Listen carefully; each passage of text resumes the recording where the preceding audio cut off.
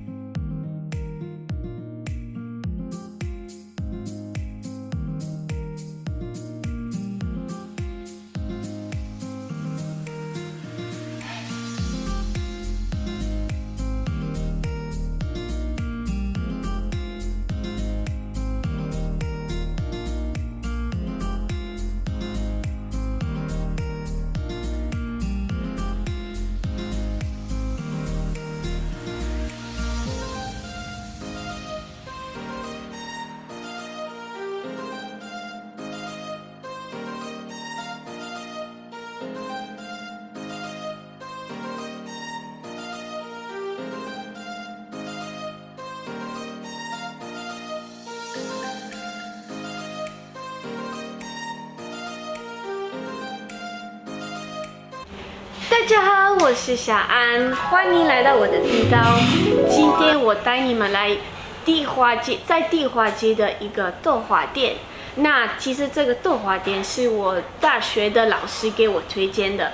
那我听到他的故事之后呢，我觉得很有特色，然后很有意义，所以我就想说，马上来这边看看有多么特别，对不对？好，那如果你们想要看这个店有多么特别，你们要继续看到这个影片的最后，然后记得先去按赞、分享，还有订阅我的频道哦，因为然后呢，我想要你们留言一下，你们最喜欢的豆花的口味是什么，跟我分享一下。然后我们就话不多说，我们就开始吧。好，那我们来认识一下这个豆花店的老板呢，因为其实这个老板也是在台湾的一个导演，对不对？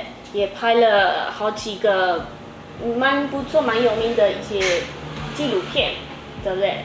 好，那其实今天他就开了豆花店给我们，就是吃豆花，然后体验来这边这个特别的店，对不对？是蛮有意义的一个店。对，那今天老板愿意就是回答一些我们的问题，所以我们就来开始吧。哦，先自我介绍，可以自我介绍一下吗？我叫何明瑞我是来自于南投竹山的一个乡下小孩子。哦 ，OK， 好，谢谢。好，那第一个问题是我想要问，你怎么会想到开这个豆花店？好，其实开这个豆花店有一个很大的一个原因因为我在2019年，我有一部豆花车我们的豆花车，我们去跑偏乡，去教小孩子拍纪录片，飞空拍机，让他们自己飞空拍机去重新认识自己的家乡，然后他可以看到自己的家乡的美丽或是被破坏的。那我们从这里面，我们就告诉他们环保的重要性。那在一个当他空拍机飞上来之后，他才知道其实我们人是非常渺小的。那我们在这个土地上面，我们是在借用这个土地，所以我们不能破坏它。对，没错。对，就刚好我好像在外面看到你这个车子，对不对？对。对，我有拍过了。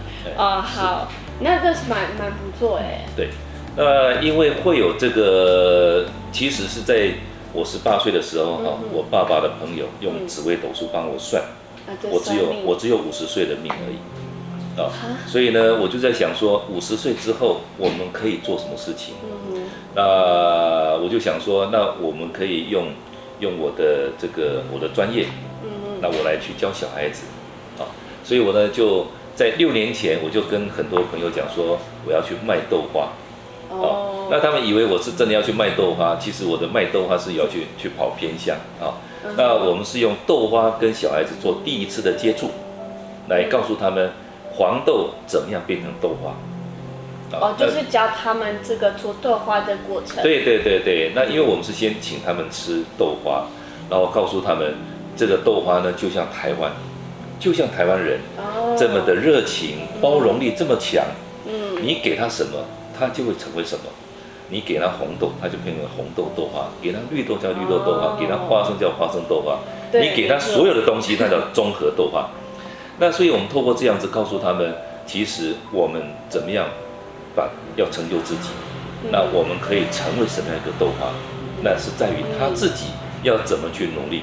对，所以很多偏乡的小孩子会觉得说，我们他们的这个资源没有像都市的小孩子那么的多。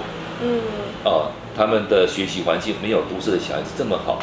但是我跟他们讲说，你们不能妄自菲薄，因为你们也有你们很好的地方，包括都市的小孩子可能都会羡慕你，有那么宽广的一个土地让你们自由的奔跑，有那么多的这种元素，包括文化，包括产业，包括各种的这种元素，是他可以去利用的。所以我们就教他们在做豆花的这个过程中呢，就去认识了黄豆变成豆花这个过程，其实是很多人为的。黄豆你把它丢到土里面去，你丢到哪边去，它不会成为豆花。它不像爱玉是被不小心发现的成为爱玉，但是黄豆它变成豆花一定是很多人为。我们要怎么去关注每一个细节？所以就像拍纪录片一样，我们要把感官知觉打开来。你要去关注你的周遭，你的环境是怎么样，然后你才能够去把它记录下来。所以包括就是豆花，黄豆你买来之后你要洗，要泡，然后呢你最后要研磨，磨了之后你要挤它，就像我们有一张照片是小孩子他在挤这个豆花一样，挤豆浆。那也就是说，透过他们这样自己亲自去操作，他就会知道说，原来很多事情不是这么的理所当然。那也就是你要怎么成就一碗豆花，你就必须好好的去操作它，甚至说你把这些过程都把它记录下来了，把它剪接起来了，它就是纪录片。所以纪录片它没有说非常的复杂，非常的麻烦，我需要动用到多少人力物力，没有，只要你愿意做，它就可以成为是你的纪录片。对，我觉得这个想法说，就是你将来想要成为什么样的人，就是看你的努力。